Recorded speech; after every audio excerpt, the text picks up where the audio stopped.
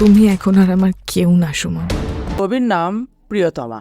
এই ছবিতে অভিনয় করেছেন শাকিব খান, যার বিপরীতে অভিনয় করেছেন ইদিকা পাল। আমি যখন প্রথম মেয়েটাকে দেখব তখন বাতাসে ওর চুল উঠবে। প্রিয়তমা ছবিটি রচনা করেছেন ফারুক হোসেন এবং পরিচালনা করেছেন হিমেল আশরাফ। একটু শুনবেন? খালেক চেয়ারম্যানের বাড়ি এটা না? কি গো ঢাকা বাজার করতে? এই ছবিটির মুক্তি তারিখ ছিল 29শে জুন 2023। প্রিয়তমা ছবিটি বাংলা ভাষায় নির্মাণ করা হয়। কতকাল আসবে? গতকালকেও কেমনে আসবে? আগামীকাল আসবে। ইয়েস্টারডে। এই ছবিটির বাজেট ছিল 4.5 কোটি টাকা এবং যা হতে আয় করেছে 44 কোটি টাকা। এইবার আসে ছবিটির মূল গল্পে। বলবে ইতি তুমি কি আমার প্রিয়তমা হবে? প্রিয়তমা হলো 2023 সালের একটি বাংলাদেশি রোমান্টিক অ্যাকশন চলচ্চিত্র, যেটি পরিচালনা করেছেন হিমেল আশরাফ। তোমাকে জানিয়ে দিলাম প্রিয়তমা। প্রিয়তমা ছবিটি হিমেল আশরাফের দ্বিতীয় চলচ্চিত্র। এই চলচ্চিত্রটির কাহিনী এককভাবে লিখেছেন প্রয়াত ফারুক হোসেন এবং তার সঙ্গে চিত্রনাট্য ও সংলাপ যৌথভাবে লিখেছেন হিমেল আশরাফ। তুমি এখন আর আমার কেউ না সুমন। তুমি আগের মতো হয়ে যাও। এই ছবিতে মুখ্য ভূমিকায় অভিনয় করেছেন শাকিব খান, ইদিকা পাল ও শহীদুজ্জামান সেলিম। এই দুনিয়ার কেউ আমাকে তোমার ছাড়া অন্য কারোর বউ বানাতে পারবে না।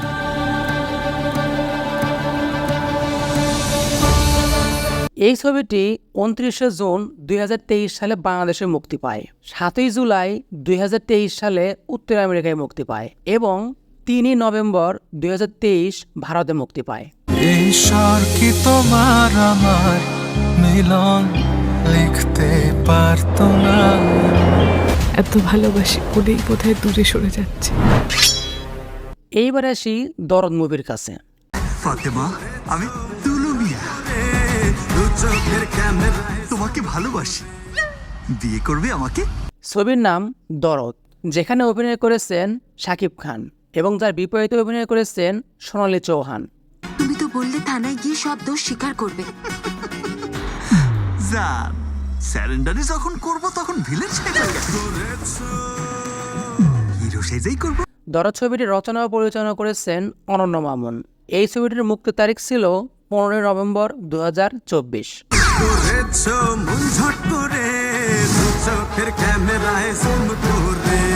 দরদ ছবিটি বাংলা ভাষা নির্মাণ করা হয়। এই ছবির বাজেট ছিল 6 থেকে 7 কোটি টাকা, যা থেকে আয় করেছে 15 কোটি টাকা। এইবার আসি দরদ ছবির মূল গল্পে। ফাতিমা, তুমি ভুল বুঝতেছো। আমি সবাইকে ডেকে বলে দেবো তুমি আমার সারপ্রাইজকে খুন করেছো। দরদ হলো 2024 সালের ভারত বাংলাদেশের যৌথ প্রযোজনায় নির্মিত একটি রোমাঞ্চকর চলচ্চিত্র, যেটি রচনা ও পরিচালনা করেছেন অনন্য মামুন। ডিপার্টমেন্ট কি এই কেসটাকে অনেক হালকাভাবে দেখছে? কেসকে হালকাই নিতে হয়, না হলে কেস মাথায় চড়ে বসে। এই ছবিতে প্রধান চরিত্রে অভিনয় করেছেন শাকিব খান ও সোনালী চৌহান। এই ছবিটি 2024 সালে 15 নভেম্বর বাংলাদেশের প্রেক্ষাগৃহে মুক্তি পায়। আমি খুন করিনি ম্যাডাম। খুনটা উনিই করেছে। এই ছবিটির কাহিনী মূলত দুলু মিয়াকে নিয়ে। বারাণসী শহরে হঠাৎ করে একের পর এক খুন হয়। এই খুনের লিস্টে প্রথম সারির ব্যক্তিরা থাকে।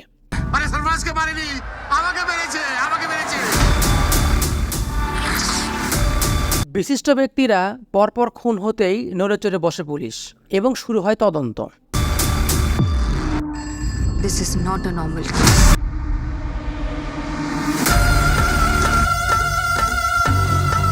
আর এই তদন্তেই উঠে আসে দুলু মিয়ার নাম। আমি তাহলে জিতেই গেলাম।